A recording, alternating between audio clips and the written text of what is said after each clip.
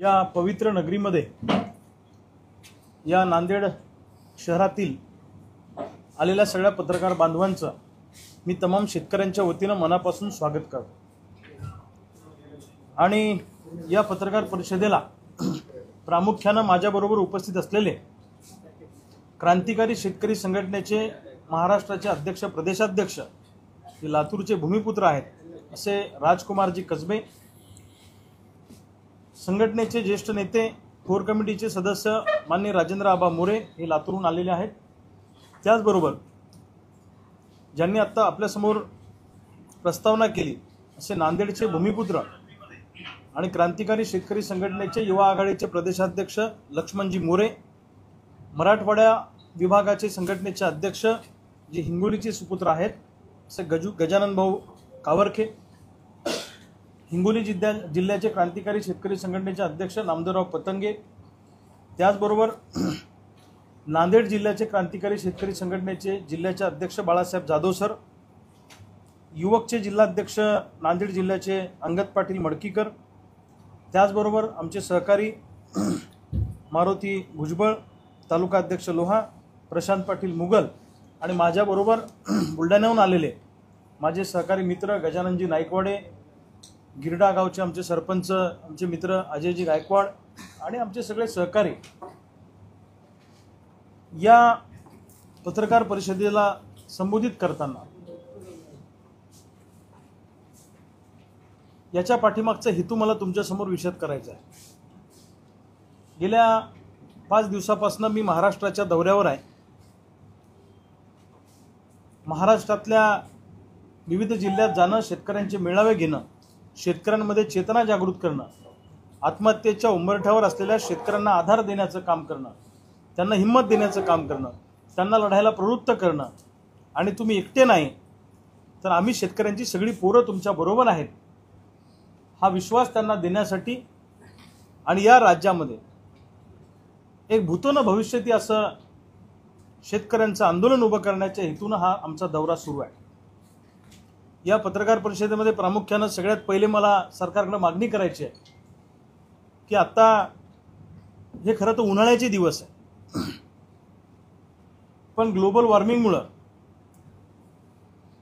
आणि सरकार म्हणा, आपण माणसं म्हणा, आपण झाडांची कत्तल केली, उष्णता प्रचंड वाढलेली आहे आणि या ग्लोबल वॉर्मिंगचा फटका म्हणून आता उन्हाळ्यात पावसाळा, पावसाळ्यात उन्हाळा आणि हिवाळ्यात उन्हाळा अशी परिस्थिती सध्या तयार झालेली आहे आणि ही दिवसेंदिवस वाढत चाललेली आहे।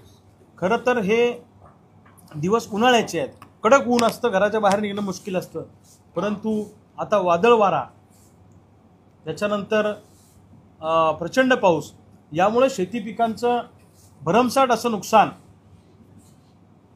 मराठवाड्यामध्ये, नांदेड जिल्ह्यामध्ये, विदर्भामध्ये आणि खानदेश आणि पश्चिम महाराष्ट्रामध्ये सुद्धा झालेला आहे। यामध्ये आंबा असेल, केळी असेल, भाजीपाला असेल, फळबागा असतील, याचं प्रचंड नुकसान झालं।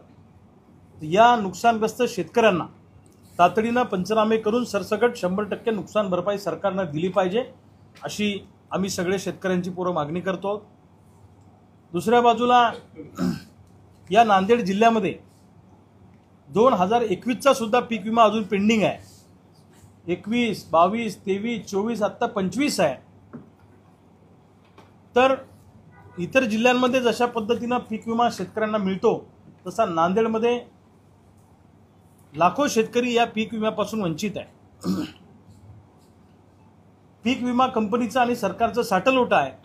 सरकारमधले अनेक मंत्री, सरकारमधले अनेक महत्त्वाचे घटक यांचं विमा कंपनीशी साटलोटा असल्यामुळे विमा कंपनीवर कारवाई करण्याची भूमिका सरकार घेत नाही। विमा कंपनीनं हजारो कोटी रुपये शेतकऱ्यांचे घेतले, अर्थात 1 रुपयात पीक विमा योजना असताना आमचा टॅक्स पेअरचा हिस्सा जो आम्ही भरतो सरकारकडे त्याच्यातनं सरकारने पैसे दिले हजारो कोटी रुपये आणि 7-8 हजार कोटी एका कंपनीनं जमा करून 7-8 हजार कोटी रुपये जमा करायचे, वाटताना मात्र शेकडो कोटी रुपये वाटायचे। आणि प्रचंड नफा मिळवायचा, अशा पद्धतीचं धोरण या पीक विमा कंपन्यांचं सुरू आहे। ही पीक विमा योजना नाही, तर ही सरकारमधल्या लोकांचं भलं करणारी विमा योजना आहे, त्यांच्यासाठीची कल्याण योजना आहे, अशा पद्धतीचं आमचं स्पष्ट मत आहे। दोन शेतकरी त्यांचा धुरा शेजारी आहे, एका शेतकऱ्याला पैसे मिळतात पीक विम्याचे आणि त्याच धुऱ्यावर पैसे मिळत नाही। कमीत कमी लोकांना पैसे देऊन कसे नफा कंपनीला मिळवता येईल, अशा पद्धतीचं धोरण या सगळ्याच विमा कंपन्यांचं राहिलेलं आहे। तुमच्याकडे मला वाटतं AIC कंपनी आहे ना, म्हणजे भारतीय कृषी आयुर्विमा कंपनी,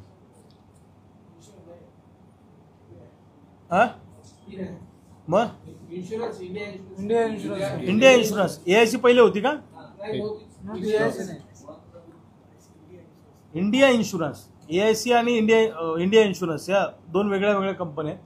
ठीक आहे, इंडिया इन्शुरन्स कंपनीनं शेतकऱ्यांना लुबाडण्याचं काम केलं। मी आल्यावर अनेक शेतकऱ्यांशी बोललो, शेतकऱ्यांची मनोगतं समजून घेतली, त्यांच्या भावना समजून घेतल्या आणि या कंपनीनं शेतकऱ्यांना पैसे दिले नाही म्हणून ही कंपनी ब्लॅकलिस्टेड केली पाहिजे, अशी मागणी या निमित्तानं सरकारकडे आम्ही आपल्या माध्यमातून करतोय। पीक विम्याची योजना जर खरोखर तुम्हाला शेतकऱ्यांच्या फायद्याची करायची असेल तर त्यामध्ये अपेक्षित सुधारणा करणं आणि सुलभ ती योजना करणं खूप गरजेचे आहे। आता सुधारणेच्या नावाखाली शेतकऱ्यांना पीक विमाच मिळणार नाही अशी व्यवस्था राज्य सरकारने या सुधारणेच्या नावाखाली केलेली आहे। यामध्ये पहिले 4 ट्रिगरला पीक विमा मिळायचा, यामध्ये स्थानिक नैसर्गिक आपत्ती होती, परिस्थितीनुसार झालेल्या नुकसानाची भरपाई मिळत होती, पोस्ट हार्वेस्टिंगचा विमा मिळत होता। परंतु आता फक्त कापणी नंतरचाच विम्याचा विचार होईल आणि पाऊस हा मंडळाचा गृहीत धरला जाईल, म्हणजे 20-25 गावात जो पाऊस पडेल त्याची सरासरी। आता असं आहे की या रेस्ट हाऊसच्या आवारात पाऊस पडतो आणि आवाराच्या बाहेर पाऊस पडत नाही, अशी परिस्थिती असताना मंडळात पडलेला पाऊस तुम्ही कसा ग्राह्य धरणार आहे? मुळामध्ये जखम झाली मांडीला आणि तुम्ही पट्टी बांधता डोक्याला, अशी परिस्थिती आहे।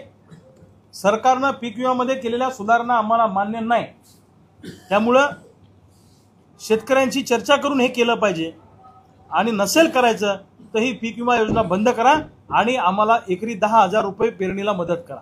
सरळ आमची पेरणीची अडचण आहे। विदर्भ मराठवाड्यामध्ये सोयाबीन कापूस उत्पादकांसाठी जे पीक कर्ज दिलं जातं याचं स्केल ऑफ फायनान्स फार कमी आहे। 25 लाखाची प्रॉपर्टी तुम्ही आमच्याकडनं मॉर्गेज घेता आणि त्या 25 लाखाच्या प्रॉपर्टीवर तुम्ही आम्हाला 25,000 रुपये कर्ज देता, हा दुटप्पीपणा चालणार नाही।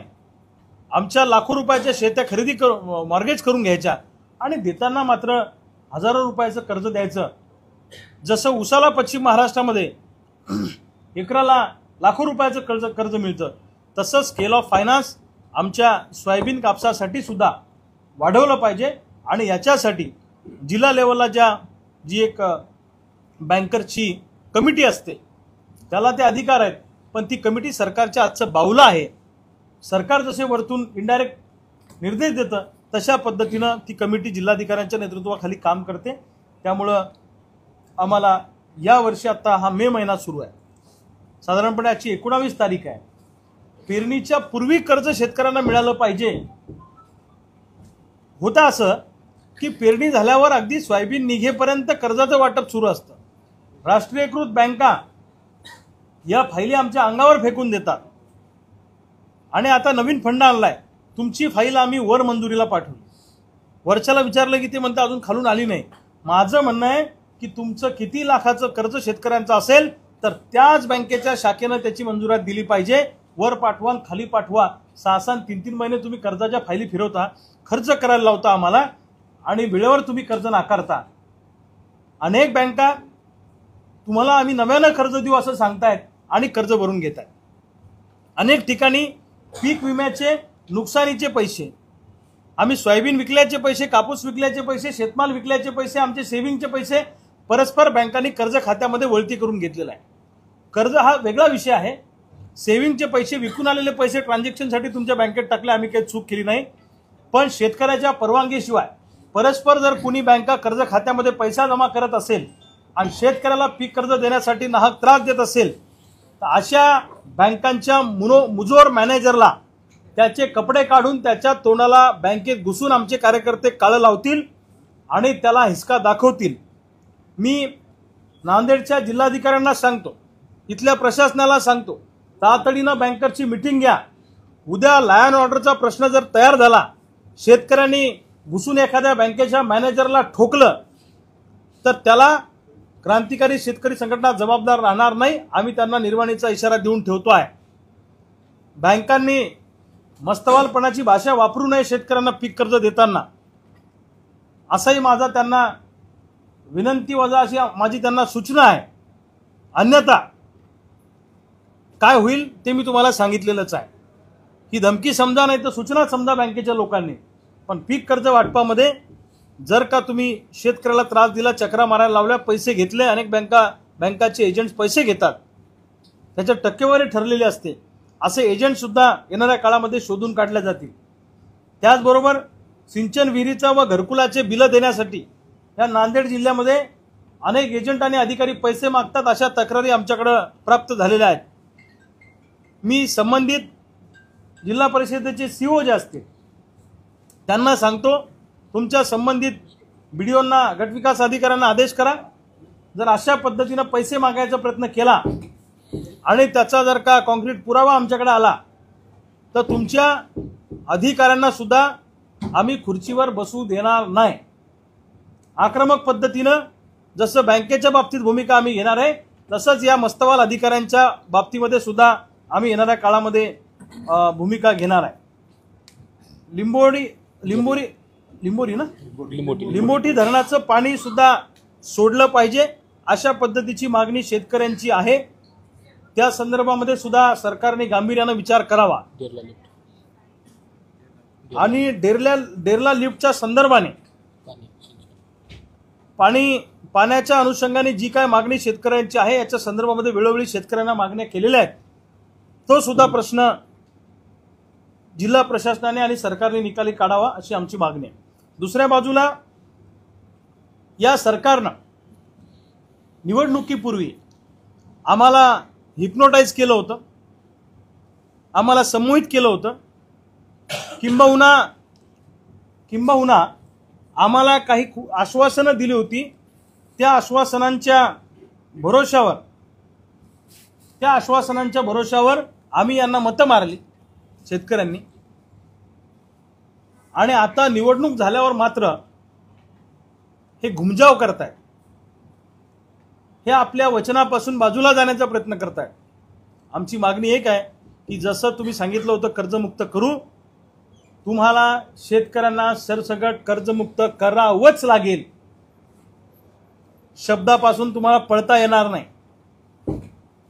रोम हा देश जळत असताना, रोमचा राजा जसा बिगुल वाजवत बसला होता, तसा महाराष्ट्रातला शेतकरी आत्महत्या करत असताना, मरणाच्या दारात उभा असताना आपले राज्यकर्ते मात्र सत्तेच्या मस्तीमध्ये मशगूल आहेत आणि फुल मेजॉरिटीनं आमचं सरकार आलेलं आहे, आम्हाला आता कुणाची गरज नाही, अशी एक मस्तवालपणाची भावना, एक अहंकारी भावना या सरकारमधल्या लोकांच्या, नेत्यांच्या मनामध्ये तयार झालेली आहे। यांच्या वागण्यातून, यांच्या बोलण्यातून हे सातत्यानं आम्हाला जाणवतंय। परभणी जिल्ह्यामध्ये मी परवा दिवशी दौऱ्यावर होतो। माळसोन्ना नावाच्या गावामध्ये सचिन जाधव नावाच्या शेतकऱ्यांनी कर्जापायी आत्महत्या केली। नवरा गेल्याची बातमी बायकोच्या कानावर आली आणि 7 महिन्याच्या गरोदर बायकोनी पण आत्महत्या केली। म्हणजे इथं 3 जीव गेले, नवऱ्याचा गेला, बायकोचा गेला आणि 7 महिन्याचं पीएम करताना ते बाळ पोटातून बाहेर काढलं, त्याचाही जीव गेला। त्यांच्या 2 लहान मुली आहेत, एक 4 वर्षाची, 2 वर्षाची। मी त्या कुटुंबाला भेटून आलो, त्या मुलींकडे बघितलं तर संवेदना असणाऱ्या कोणत्याही माणसाच्या डोळ्यात पाणी आल्याशिवाय राहणार नाही। हे प्रातिनिधिक उदाहरण आहे। त्याच भागात मी पिंगळी गावामध्ये अजून एका 27 वर्ष शेतकऱ्यांनी आत्महत्या केली, तिथे भेटलो, तिथे लहान मुलं आहेत। ही परिस्थिती मी प्रातिनिधिक तुम्हाला सांगितली, पण आज विदर्भ आणि मराठवाड्यामध्ये प्रचंड वाईट अवस्था आहे। दिवसाला 7 ते 10 शेतकरी आत्महत्या करतायत, असं मी सांगत नाही, असं सरकार सांगतंय। सरकारमधले कॅबिनेट मंत्री आहेत, त्यांनी खुद्द सभागृहामध्ये अधिवेशन चालू असताना ही गोष्ट सांगितलेली आहे। सरकारला लाज वाटली पाहिजे। कर्जमुक्तीचं आश्वासन तुम्ही दिलं म्हणून आम्ही कर्ज भरले नाही, आज आम्ही एनपीएत गेलो। तुम्ही कर्जमुक्ती तर सोडून द्या, उलट आमच्या घरी बँकांचे अधिकारी जप्त्या करायला पाठवता। ते अधिकारी आमच्या महिलांना, आमच्या बापाला, शेतकऱ्यांना वाटेल त्या पद्धतीने अपमानित करण्याचा प्रयत्न करतात। अशा पद्धतीनं जबरदस्तीनं वसुली करायला कोणताही बँकेचा अधिकारी, मायक्रो फायनान्सचे, प्रायव्हेट फायनान्सचे लोक जर का अशा पद्धतीनं मुजोरी करून, अपमानित करून जर का खेड्यापाड्यामध्ये वसुल्या करायचा प्रयत्न करत असतील तर मी शेतकऱ्यांना सांगेल, या लोकांना एक तर गावबंदी करा, नाहीतर गावात आले तर सगळे शेतकऱ्यांची पोरं एकत्र या आणि यांचे कपडे काढून यांच्या ढुनावर फटके लावून गावाच्या बाहेर काढा। आमचं काय, आम्ही स्वस्त आहे का एवढे शेतकरी? चालणार नाही। जेव्हा पिकलं तेव्हा लुटलं, आता देणं घेणं फिटलं। आम्ही तुमचं कर्जाचा 1 रुपयाही देऊ शकत नाही, आम्ही तुमचं देणं लागत नाही। आमच्यावर असलेलं कर्ज हे सरकारच्या धोरणाचा परिणाम आहे। हे कर्ज अनैतिक स्वरूपाचं आहे। सरकारने शेतमालाला भाव दिला नाही, कांद्यावर निर्यात बंदी लागली। आम्ही म्हटलं तेलाचं आयात शुल्क वाढवा, यांनी झिरो केलं, बसा बसा तेल आलं। त्यामुळे सोयाबीनचे दर पडले। 7,500 रुपये प्रति क्विंटल आम्हाला उत्पादन खर्च लागला प्रत्यक्ष बांधावरचा, आणि बाजारात मात्र आम्ही सोयाबीन 3,500-4 हजारांना विकली। कापसाला प्रति क्विंटल उत्पादन खर्च आम्हाला 8,500 रुपये लागला आणि आम्ही भाव मात्र 6,500-7 हजार रुपये घेतला। कांद्यावाला शेतकरी सुद्धा आज अडचणीत सापडलेला आहे सोयाबीन कापसासारखा। मी नाशिक पट्ट्यात जाऊन आलो। नाशिक भागामध्ये 700-800 रुपये प्रति क्विंटल कांदा आहे। किमान 2,000 रुपये प्रति क्विंटल कांद्याला भाव मिळाला पाहिजे, किंबहुना सरकारने 2,000 रुपये भाव पडेल त्याला असं अनुदान दिलं पाहिजे, अशी आमची मागणी आहे। आणि कांद्यावर निर्यात बंदी लादू नका। डीओसी जे आपल्या देशामध्ये तयार होते, सर्वसाधारणपणे सोयाबीनचं या देशामध्ये उत्पादन आहे 1.25 lakh metric ton. 1 kilo soybean जेव्हा तुम्ही क्रश करता मिलमध्ये, तेव्हा त्याच्यातून 18% तेल निघतं आणि 82% डीओसी निघते। DOC means D oil cake. D oil cake म्हणजे सोयापेंड। सोयापेंडीचा उपयोग हा फिशरीमध्ये आणि पोल्ट्रीचं खाद्य म्हणून केला जातो। या देशाचं कन्झम्पशन 65 लाख मेट्रिक टन आहे। मग जर 1.25 लाख मेट्रिक टन डीओसी तयार होते तर उरलेली डीओसी तुम्ही इतर देशामध्ये निर्यात का करत नाही? त्याचं कारण असं आहे की आपल्या डीओसीला परदेशामध्ये प्रचंड मागणी आहे। कारण आपली डीओसी, आपली सोयाबीन ही नॉन जीएम आहे। नॉन जीएमचा अर्थ होतो म्हणजे जेनेटिकली मॉडिफाईड नसलेली सोयाबीन, संकरित नसलेली सोयाबीन। परदेशामध्ये जीएम सोयाबीन लावायला परवानगी आहे। उदाहरणार्थ अमेरिका आणि ब्राझीलमध्ये जीएम सोयाबीनचं उत्पादन पर एकर 34 ते 44 क्विंटल होतं। मग आमची सरकारकडे मागणी आहे, जर तुम्ही खुलीकरणाची भाषा करत असाल, नव्या तंत्रज्ञानाची आणि स्वातंत्र्याची भाषा करत असाल, तर परदेशातलं जीएम सोयाबीन आमच्या देशात लावायला तुम्ही का परवानगी देत नाही? सरकारचं धोरण दुटप्पी आहे। जीएम सोयाबीनचं तेल आणायला हे परवानगी देतात खायला, परंतु ती सोयाबीन लावायला आमच्याकडे परवानगी नाही। 2 वर्षापूर्वी वाणिज्य मंत्री पियुष गोयल आणि देवेंद्रजी फडणवीस यांच्याबरोबर आमची एक शेतकऱ्यांची बैठक झाली होती। त्यावेळी त्यांच्यासमोर हा विषय मी मांडला, तर त्यांनी सांगितलं जमिनीचा पोत खराब होईल, पर्यावरणाचा प्रश्न तयार होईल। मग जीएम सोयाबीन लावल्यानं जर जमिनीचा पोत आणि आरोग्य खराब होईल, तर जीएम सोयाबीनचं तेल तुम्ही पाम तेलात मिक्स करून आम्हाला खाऊ घालता, तेव्हा आमचं आरोग्य खराब होत नाही का? सगळ्या तेलामध्ये भेसळ आहे, सगळ्या ह्याच्यात पाम तेल मिक्स आहे। पाम तेल हे खाण्यायोग्य तेल नाही आहे। पाम तेल हे बेकरीमध्ये वापरलं जातं, पाम तेल हे हॉटेलिंगमध्ये वापरलं जातं। प्रत्येक तेलामध्ये पाम तेल मिक्स आहे। कुठल्याही तेलाच्या बॉटलवर कोणतं तेल किती मिक्स आहे याची टक्केवारी लिहिलेली नाही। या तेलाच्या आयातीमध्ये, निर्यातीमध्ये आणि विक्रीमध्ये हजारो कोटींचा भ्रष्टाचार केला जातो। लोकांच्या जीवनाशी खेळलं जातं। हार्ट अटॅकचं प्रमाण का वाढलंय? त्याचं कारण हे पाम तेल आहे। आमचं स्पष्ट म्हणणं आहे की सरकारला जर शेतकरी जगवायचा असेल तर शेतीला जसा कारखानदारीला उद्योगाचा दर्जा तुम्ही दिला, तसा शेतीला सुद्धा उद्योगाचा दर्जा, सुविधा देऊन द्या, नुसतं बोलण्यापुरता देऊ नका। आमची शेती अडचणीत आहे। आम्हाला सिंचन पाहिजे, पूर्णवेळ वीज पाहिजे आणि नवं तंत्रज्ञान पाहिजे, गावात आम्हाला माल ठेवायला गोडाऊन पाहिजे, कोल्ड स्टोरेज पाहिजे आणि विक्रीची व्यवस्था पाहिजे. या गोष्टी सरकारने करून दिल्या तर आयुष्यात तुमच्या दारात आम्ही कर्जमाफी मागायला येणार नाही. पण जोपर्यंत तुम्ही आमच्या शेतमालाला चांगला भाव आणि आम्हाला बेसिक सुविधा देणार नाही तोपर्यंत सलाईन जसं एखाद्या पेशंटला लावलं जातं तात्पुरतं जगवण्यासाठी तसं कर्जमाफी आम्ही मागणार आहे. कर्जमाफी नाही, आम्ही कर्जमुक्ती मागतोय, आम्ही लूट वापसी मागतोय. तुमच्यामुळे आमच्यावर कर्ज झालंय. जसं केंद्र सरकारनं अनेक उद्योगपतींचं 10 लाख कोटीचं कर्ज राईट ऑफ नावाच्या म्हणजे राईट ऑफच्या नावाखाली माफ केलं किंवा राईट ऑफ केलं म्हणजे ते कर्ज गेलं. मग आमचाही उद्योग अंबानी अडाणी सारखा तोट्यात आलेला आहे, अंबानी अदानी सारखा, तर आमचंही कर्ज राईट ऑफ करा अशी सरकारकडे मागणी आहे. जो न्याय तुम्ही उद्योगाला देताय तोच न्याय आम्हाला का नाही हा सरकारकडे आमचा सवाल आहे. आणि म्हणून सरकारनं तातडीनं कर्जमुक्ती केली पाहिजे. सोयाबीन कापसाला प्रति क्विंटल 3,000 रुपये भाव फरक डिफरन्स दिला पाहिजे. सरकारनं निवडणुकीपूर्वी सांगितलं होतं की आम्ही 20% बोनस देऊ. यांनी काही दिलं नाही, फोकराट गोष्टी केल्या, चाटा मारल्या, लोकांना भुलवलं आणि आता उजळ माथ्याने फिरतायत. यांना असं वाटतं की शेतकरी आमचं काही वाकडं करू शकत नाही. हे या चुकीच्या भ्रमामध्ये आहेत. आता आम्ही सगळी शेतकऱ्यांची पोरं महाराष्ट्रातल्या एक करण्याचं काम आमचं सुरू आहे. आम्ही सगळे आता आमच्या बापाच्या घामाच्या दामासाठी आणि आमच्या आईचं कुंकू वाचवण्यासाठी, बापाची फासाकडे जाणारी पावलं थांबवण्यासाठी एक नवा एल्गार पुकारतो आहे. या महाराष्ट्रामध्ये एक 15-20 दिवसाचा दौरा संपल्यानंतर पेरणीपूर्वी या राज्य सरकारला आम्ही एक सलामी देणार आहे आंदोलनाची. ते आंदोलन अतिशय आक्रमक छत्रपती शिवाजी महाराजांच्या गनिमी काव्यानं आणि सरकारच्या बुडाखाली आग लावणारा असेल. आंदोलन कसं करणार, काय करणार हे आत्ता सांगणार नाही, कारण हे सरकार हरामखोर आहे.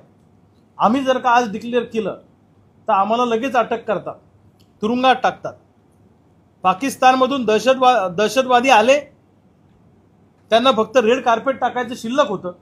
ते आले, गोळ्या घालून वापस गेले. त्यांना शोधायला यांच्याकडे वेळ नाही, किंबहुना यांची यंत्रणा तिथे कमकुवत आहे. पण आमच्यासारखे लोक आंदोलन करायला मुंबईला गेले कर्जमुक्तीचं मागच्या महिन्यामध्ये, तर आमच्यावर पोलिसांनी बंदुका काढल्या, आमच्यावर लाठीचार्ज केला, आमच्या कुटुंबातल्या आईवडिलाला, आमच्या कुटुंबातल्या लोकांना अटक केली, त्यांना नजरकैदेत ठेवलं. आमच्या लहान लहान लेकरांना पोलीस टॉर्चर करत होते. आमच्या बाबा कुठे सांगा. अरे आम्ही काय दहशतवादी आहे का? आम्ही काय नक्षलवादी आहे का? या सरकारला असं वाटतं की आता इथून पुढे कोणती संघटना जिवंत राहता कामा नये, या महाराष्ट्रात चळवळ होता कामा नये, कुणी आवाज उठवायचा नाही, आंदोलन करायचं नाही. जनसुरक्षा कायद्याच्या नावाखाली चळवळी संपवण्याचा प्रयत्न सरकार करत आहे. आंदोलनच संपली पाहिजे, आवाजच दाबल्या गेला पाहिजे. एक गोष्टनी लक्षात ठेवली पाहिजे, इंग्रजांच्या विरोधामध्ये जसे आमचे क्रांतिकारकांनी आयुष्य उद्ध्वस्त केले, तसे शेतकऱ्यांना गृहीत धरणाऱ्या, शेतकऱ्यांना नागवणाऱ्या, शेतकऱ्यांना आत्महत्येस प्रवृत्त करणाऱ्या या सरकारच्या विरोधामध्ये आम्ही सुद्धा सगळी शेतकऱ्यांची पोरं आमचे आयुष्य उद्ध्वस्त करायला तयार आहोत. आम्ही सुद्धा बापाच्या लढाईतले क्रांतिकारक व्हायला तयार आहोत. आणि कफन बांधून, घरादारावर तुळशीपत्र ठेवून, पायाला भिंगरी लावून आम्ही महाराष्ट्राचा कानाकोपरा पिंजून काढतो आहे. त्यामुळं सरकारने आम्हाला हलक्यात घेऊ नये. सरकारला आम्ही अवधी देतो या 15-20 दिवसाचा की तुम्ही तातडीनं आमचे प्रश्न निकाली काढा, अन्यथा या राज्यामध्ये कोणत्याही क्षणी कोणत्याही प्रकारचं सरकारला हादरून सोडणारं आंदोलन होईल. याची सरकारनं दखल घ्यावी. आणि जसं बाकीच्यांना हलक्यात घेतात तसं आम्हाला हलक्यात घेऊ नका. आम्ही वेळोवेळी याची चुणूक सरकारला दाखवलेली आहे की आम्ही ठरवलं तर हे सरकार, या सरकारला आम्ही जमिनीवर आणू शकतो. आणि दुसऱ्या बाजूला मला महाराष्ट्रातल्या शेतकऱ्यांना एक विचारायचं आहे, आम्ही जर का मुंबई पुण्याचं दूध, भाजीपाला आणि धान्य एक 8 दिवस जर का आम्ही शेतकरी बंद करू शकलो तर सरकार आमच्या दारात कर्जमुक्ती घेऊन आल्याशिवाय राहणार नाही. येणाऱ्या काळात नगरपालिका, महानगरपालिका, स्थानिक स्वराज्य संस्थांच्या निवडणुका आहेत. मी शेतकऱ्यांना सांगेन, जो कर्जमुक्ती की बात करेगा उसको ही मतदान होगा, नहीं तो मतदान नहीं होगा. सत्ताधाऱ्यांना सांगणं आहे, तुमचा हा रणगाडा उलथा करायचा तुम्हाला इच्छा असेल तर मग तुम्ही जसे वागताय तसे वागा. पण तुम्हाला जर वाटत असेल की नाही बाबा शेतकऱ्यांनी आम्हाला मतं मारावी, तर कर्जमुक्ती तुम्हाला करावीच लागेल. बोला.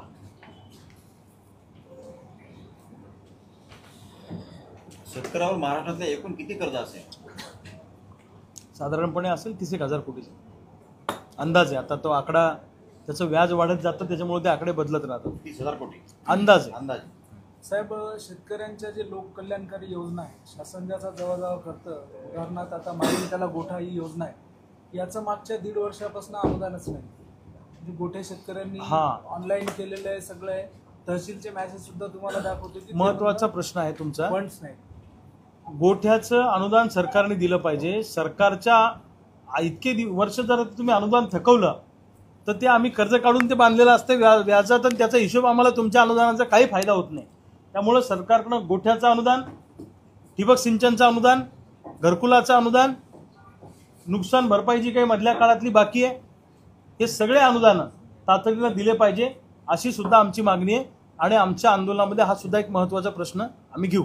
महाडीबीटीचा जो मुद्दा आहे, सरकारनं एवढी मार्केटिंग करून महाडीबीटी शेतकऱ्यांना आणलं, डायरेक्ट अकाउंट टू बेनिफिशरी. अलीकडच्या काळात असं आहे की तुम्ही महाडीबीटी योजना ही नावालाच आहे, ती बंद आहे. म्हणजे फॉर्म अपलोड होतात पण त्याची कुठेही लॉटरी पद्धतीने सोडत होत नाही, आणि झालं तर त्याचं अनुदान मिळत नाही. म्हणजे शेतकऱ्याच्या दोन्ही अंगाने, एकतर सिंचन विहीर, गोठा आणि हे योजना आणि हे महाडीबीटी असे अनुदान टोटल गोठवल्या गेले. यावर तुम्ही काय? 100% तुम्ही जो सांगितला तो प्रश्न अत्यंत जिव्हाळ्याचा आणि महत्त्वाचा आहे. महाडीबीटी हे आणताना त्यांनी त्याला ऑप्शन ठेवायला पाहिजे होता. मुळामध्ये एखाद्या अपंग माणसाला तुम्ही अचानक धावण्याच्या स्पर्धेत उतरवलं तर तो माणूस टिकू शकत नाही. प्रत्येक गोष्टीची प्रॅक्टिस करावी लागते. यांनी ही महाडीबीटी आणली, मध्यंतरी ते मोबाईलवरून नुकसानची कंप्लेंट करायची, हा एक सिस्टीम आणली. अशा पद्धतीनं तुम्ही नाही करू शकत, कारण शेतकऱ्यांना हे सगळं जमत नाही. त्यामुळे याही प्रश्नावर आम्ही आवाज उठवणार आहे. दुसऱ्या एका महत्त्वाच्या गोष्टीकडे मला तुमचं लक्ष वेधायचं, सोलरची योजना सरकारने आणली, सोलर लावायची. ही योजना आणताना त्याला विजेच्या कनेक्शनचा ऑप्शन सरकारने ठेवायला पाहिजे होता. कारण अनेक ठिकाणी 7 HP 10 HP पंप त्या सोलारवर काम करत नाही. त्यामुळं ज्याला सोलार घ्यायचं त्यांनी सोलार घ्या, ज्याला विजेचं कनेक्शन घ्यायचं त्यांनी विजेचं कनेक्शन घ्या, असं ऑप्शन ठेवायला पाहिजे होतं सरकारने. दुर्दैवाने तसं ऑप्शन न ठेवल्यामुळे 6-6 महिने झाले सोलारचे ते कनेक्शन मिळत नाही. त्याच्या प्लेटा आमच्या वावरात टिकत नाही, ते कोण चोरून घेऊन जाते, त्याचा मेंटेनन्स आम्ही करू शकत नाही. त्यामुळं सरकारनं पुन्हा एकदा विजेचं कनेक्शन सुद्धा त्याचा पर्याय ठेवला पाहिजे अशी महत्त्वाची मागणी या निमित्तानं आहे. पीक विम्याचं आहे, जसं की बीडमध्ये सुद्धा काही जे शासनाच्या जमिनी आहेत त्याच्यावर सुद्धा पीक विमा घेतलेला जातात. नांदेडमध्ये सुद्धा काही तालुक्यामध्ये बीडमध्ये देवस्थानच्या जमिनीवर पीक विमा घेतल्याचा घोटाळा मोठा आमदार मोदयांनी आणला होता. नांदेडमध्ये सुद्धा CSC जे केंद्र आहे त्यांनी सुद्धा अनेक शेतकऱ्यांचे पीक विमा आपणच भरला होता, नंतर शेतकऱ्यांना भरता आला. त्याच्यावर एक सरकारच्या कोणत्याही ऐकावं जरा, सरकारच्या कोणत्याही लाभाचा फायदा घेणारी एक जमात आहे, टोळी आहे की सरकारची कोणती योजना मलाच मिळावी. हे असे सगळे जे दलाल असतात, हे दलाल आमदार खासदारांच्या भोवती फिरत असतात, मंत्र्यांच्या अवतीभोवती कायम फिरत असतात. मंत्री बदलू द्या, कोणताही मंत्री आला की त्याच्या मागे पुढे फोटोमध्ये असतात. असे काही दलाल लोक ज्यांनी देवस्थानच्या जमिनीवर पीक विमा घेतलाय किंवा खोटे सातबारे दाखवून विमा घेतलाय, अशा लोकांवर कारवाई झाली पाहिजे. परंतु त्यातला 10 लोकांनी असं केलं म्हणून सगळ्या शेतकऱ्यांनी असं केलंय असा नियम लावता येणार नाही. लक्षात घ्या, प्रत्येक क्षेत्रामध्ये कमी जास्त चांगल्या वाईट लोकांची संख्या असते, हे ध्यानात घ्या. त्यामुळं काही तुमच्या बीड जिल्ह्यामध्ये, तुमच्या नांदेड जिल्ह्यामध्ये काही ठिकाणी अशा घटना घडल्या असतील, पण म्हणून अख्ख्या शेतकऱ्याच्या जमातीला बदनाम करणं हे बरोबर नाही. त्यामुळं जे चुकीचे आहेत त्यांच्यावर कारवाई करा, पण जे जिनियन आहेत, ज्यांचं नुकसान झालंय, त्यांना भरपाई मिळाली पाहिजे. आणि या विमा कंपन्यांनी काय केलंय, नुकसानीचे फॉर्म भरताना 3 लोकांच्या सह्या लागतात पंचनाम्याच्या. त्यामध्ये सर्वेअरची सही असते, कृषी सहाय्यकाची असते, सरपंचाची असते. या कंपन्याचे जे एजंट्स आहेत किंवा सर्वे करणारे लोक आहेत यांनी यांच्या सह्या न घेता परस्पर यांच्या सह्याने फॉर्म फिलअप केलेले आहेत. हे पंचनाम्याचे फॉर्म हा त्या कंपनीचा आत्मा आहे. ते फॉर्म ते कोणाला देत नाही, कारण पितळ उघडं पडेल. म्हणून माझी मागणी आहे सरकारला, 2014 पासून 2024 पर्यंत महाराष्ट्रात ज्या ज्या कृषी विभाग कंपन्यांनी काम केलंय त्यांचं टेस्ट ऑडिट करा. दूध का दूध, पाणी का पाणी, चाचणी लेखापरीक्षण करा त्यांचं. आणि ज्या ज्या विमा कंपन्यांनी फसवलंय त्या विमा कंपन्या ब्लॅकलिस्टेड करा, त्यांच्यावर कारवाई करा आणि त्यांच्याकडून शेतकऱ्यांचे पैसे वसूल करून द्या. राज्यात विरोधी पक्ष नसल्या कारणानं या ठिकाणच्या शेतकरी आणि सर्वसामान्यांचे जे प्रश्न आवाज उठवणारा कोण राहिला नाही असं वाटतंय का आपल्याला? विरोधी पक्ष तर कोमातच आहे. त्यांना तर अजून त्या पराभवाच्या धक्क्यातून ते सावरलेलेच नाही आहेत. आणि मुळामध्ये असं आहे की विरोधी पक्षात सुद्धा अनेक प्रस्थापित नेते आहेत, अनेकांच्या संस्था आहेत, अनेकांचे कारखाने आहेत. प्रत्येकाला आपलं साम्राज्य टिकावं असं वाटतं. त्यामुळं ईडीची भीती आहे, जेलमध्ये टाकायची भीती आहे, सरकारच्या विरोधात बोललं की लगेच नोटीस येईल अशी भीती आहे. त्यामुळं कदाचित ते बोलत नसतील. पण लक्षात ठेवा, एखादी गोष्ट बोलायला नैतिकता सुद्धा लागते. चोरी करणाऱ्या माणसाने जर चोरी करू नये याच्यावर भाषण दिलं तर लोक ऐकणार नाही. व्यसन करणाऱ्या माणसाने व्यसनमुक्तीवर भाषण दिलं तर लोक ऐकणार नाही. तसं शेतकऱ्यांचा कोणत्याच पक्षावर विश्वास राहिलेला नाहीये. लक्षात ठेवा, आलटून पालटून मागच्या 5 वर्षात हे सगळेच पक्ष सत्तेत येऊन गेलेले आहेत थोड्या थोड्या दिवसाकरता, पण काही शेतकऱ्यांचं भलं झालं नाही. एकदा का गाडी पनवेलच्या पुढे सरकली की ते सत्ता सुंदरीच्या सगळे प्रेमात पडतात. त्याला बोटावर मोजण्या इतके राजकारणी अपवाद असतील मी म्हणत नाही, पण त्यांची संख्या फार कमी आहे. त्यामुळं जशी विरोधी पक्षाची अवस्था आहे तशी चळवळीची अवस्था क्षीण झालेली आहे. चळवळीसुद्धा पूर्वी ज्या धारदार पद्धतीनं पुढे येत होत्या त्या चळवळी दाबून टाकणं, त्या चळवळीतल्या लोकांना तुरुंगात टाकणं, त्यांच्यावर खोट्या केसेस करणं हा उद्योग सरकारने चालवल्यामुळं चळवळी दाबण्याचा प्रयत्न होतो आहे. आणि ही संक्रमणाची आणि स्थित्यंतराची चळवळीच्या बाबतीतली अवस्था आहे. कंप्लीट करतो. प्रत्येक कालखंडाचा तुम्ही अभ्यास करा. कोणतीही चळवळ ही 1-2 दशकं 3 दशकं चालते, नंतर ती चळवळ थोडं डाऊनफॉल होतो, पुन्हा वर जाते, असं एक ती अवस्था असते. आणि संक्रमणाची आणि स्थित्यंतराची अवस्था महाराष्ट्रातल्या चळवळींची आहे असं माझं मत आहे. नवीन पिढी पुढे येते आहे, जुनी पिढी मागं जाते आहे. त्यामुळं नैतिकदृष्ट्या किंवा नियतीने शेतकरी चळवळीची ही जबाबदारी पुढे नेण्याचं काम आमच्यासारख्या सगळ्या तरुणांवर दिलेलं आहे असं आम्ही समजतो आणि हे काम पुढे नेण्याचा प्रयत्न करतो.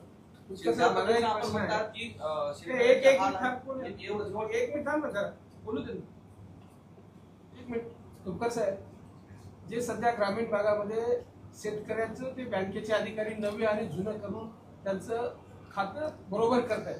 म्हणजे ते कर्जमुक्त, एकीकडे तुम्ही म्हणताय की ते कर्ज त्यांनी भरलं नाही, पण त्यांनी कर्ज भरल्याचं दाखवतात.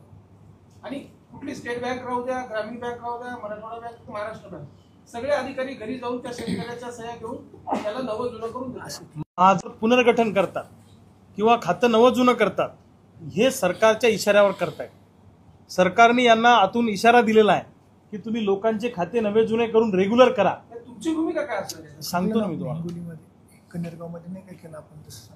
हां, तर सरकारमधल्या लोकांच्या इशाऱ्यावर बँका काम करतायत. खाते नवे जुने करा, खाते रेग्युलराईज करा, खाते चालू करा. म्हणजे उद्या कर्जमुक्ती द्यायची जर का पाळी आली तर कर्जमुक्तीचा पहिला निकष असा असणार आहे की ज्याचं खातं 3 वर्ष 5 वर्षापासून थकीत आहे त्याला कर्जमुक्ती मिळेल. याचं खातं चालू झालं, याचं खातं नवं जुनं झालं की हा कर्जमाफीत बसणारच नाही.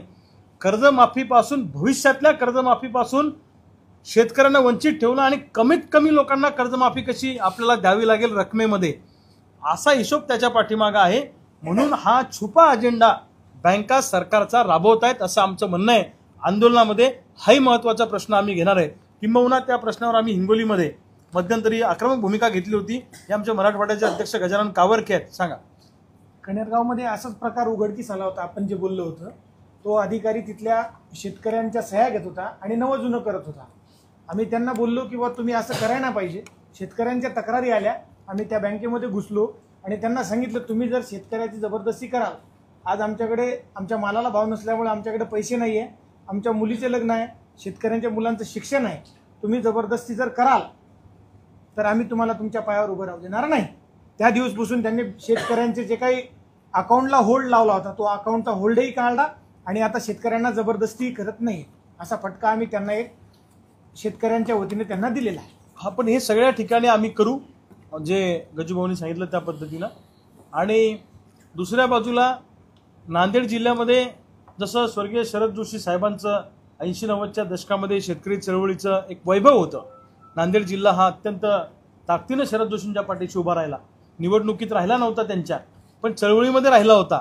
तर तशाच पद्धतीचं हे जुनं गतवैभव नव्यानं प्राप्त करून देण्यासाठी या भागामध्ये एक चांगली तरुणांची टीम, लक्ष्मण मोरे असतील, बाळासाहेब जाधव सर असतील आणि अंगद असेल, त्यांच्यासोबतचे सगळे तरुण मंडळी, या सगळ्यांच्या माध्यमातून एक चांगली टीम, नवी टीम या नांदेड जिल्ह्यामध्ये शेतकऱ्यांसाठी काम करते.